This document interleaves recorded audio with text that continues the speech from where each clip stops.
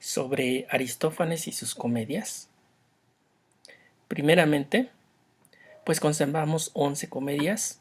También esto obedece en gran medida al canon de los filólogos alejandrinos, que pues conservaban cierta cantidad, así como tenemos las 7 tragedias de Esquilo o las 7 de Sófocles. Igual conservaron cierta cantidad de Aristófanes, aunque en realidad pues se conservaron más. La comedia griega se divide en 3 grandes grupos, depende la época. Así le llamaban comedia antigua, comedia media y comedia nueva. Aristófanes pues es uno de los autores más reconocidos de su época. La comedia parte también de los ritos a Dioniso, que son ritos en un principio de fertilidad, pero tienen un cierto dejo de libertinaje. Así que tenemos el comos, la fiesta, pero una fiesta un poquito desenfrenada, no es tampoco una fiesta con una libertad total. Sí hay libertinaje, sí hay más de lo que se consideraba normal o dentro de la moral. Eran días que se rompía esa moral y bueno, se celebraban estas fiestas, el comos, de allí comos y ode, el canto pues de esta fiesta desenfrenada. Igual también se escribían para los agones, las competiciones, y se presentaban un poco antes.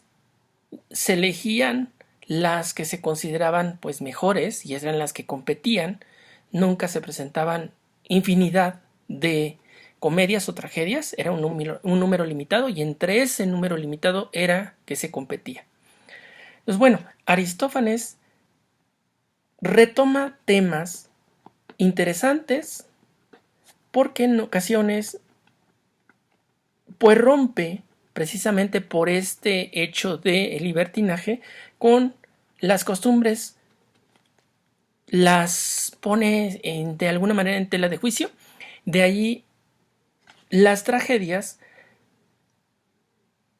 las comedias como Lisístrata o la Asamblea de las Mujeres, en donde invierte un poco el papel, logra que las mujeres sean las que decidan y finalmente deciden la paz, porque los hombres querían guerra, pero mediante la presión se niegan a tener sexo con ellos y empieza el hecho cómico. Había mucho de esto, había priapo, había priapismo, símbolos de priapismo, es decir, los actores podían salir con falos enormes, no sé exactamente el material, pero en este caso pues era el hecho de que ya no aguantaban sin tener sexo. Y bueno, pues esto genera este rompimiento de lo tradicional, este libertinaje de alguna manera. Tenemos que recordar que los actores cubrían sus rostros con máscaras y estas máscaras podían ser alusivas a muchas cosas. Por ejemplo, a los dioses de el libertinaje hasta cierto punto, como el mismo Dioniso o Baco. Tenemos así las bacantes, que son parte de la cohorte del séquito, y tomando séquito como en la acepción latina de los que lo siguen.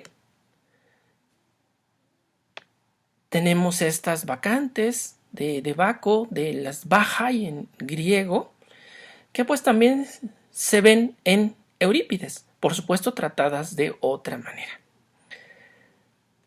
Entonces tenemos esta serie de comedias, tenemos el rompimiento de los estudios que iban a hacer muchos jóvenes de la palabra, del decir, del discurso, y cómo regresan y convencen, persuaden. Hay una diosa de la persuasión, Peitho, persuaden a los demás de lo que aprendieron. Claro, lo que aprendieron y de lo que los persuaden es de su propio beneficio. En la comedia de Aristófanes, propiamente, tenemos a un hijo que despoja al padre de todo, lo convence. Es un hecho pues divertido que transgrede nuevamente. Tenemos pues la burla de los propios trágicos, sobre todo de Eurípides. Y aquí es donde yo les hablaba de la religiosidad y cómo Eurípides es el que no coincide con esta religiosidad, la rompe en todo momento y por eso se presta a la burla, porque no cumple con las reglas de la tragedia tradicional. Igual pues tenemos la codicia personificada en el dios o en el personaje Pluto, y se presta también a burla. Este es el contexto de Aristófanes. Ahora, en español tenemos primero esta traducción de Porrúa, hecha por Ángel María Garibay, que ya hemos visto en todo el teatro griego.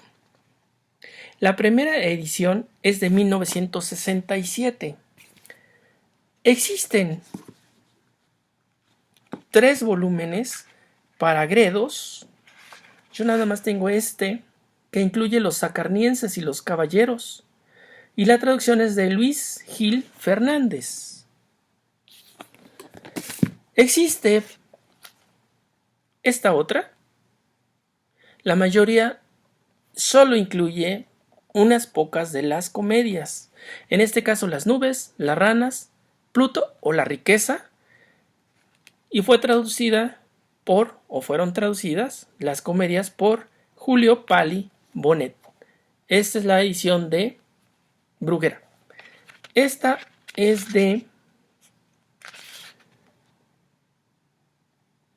la primera, 1969. La edición que tengo aquí es de 1982, es la tercera edición. No vi la de Gredos, pero ahorita vemos, aunque en la experiencia no han dicho la edición original. Esta es del 2000. Sí, pero la edición en pasta dura azul, la más tradicional, no es del 2000, es anterior, pero no viene especificado en la edición de puestos de periódicos. La edición de Losada dice traducción y notas de Federico Baraybar. Esta no se ve allí casi nada. En el lomo sí se alcanza a ver. Solamente son Lisístrata, las tesmoforias y las ranas. Y la edición es de 1946. Creo que si esta es una traducción directa del griego, es una excepción en las que hemos visto hasta el momento por la fecha tan temprana. Luego tenemos esta de Bosch de Antonio López Seire. Solo incluye las asambleístas y pues es bilingüe, que está en griego y acá está en español. Esta edición es, vamos a ver si viene especificado el año, 1986. Y tenemos esta de la UNAM, solo incluye Lisístrata, es de Alberto Pulido Silva y es de 1987. Sobre Alberto Pulido Silva viene aquí adentro.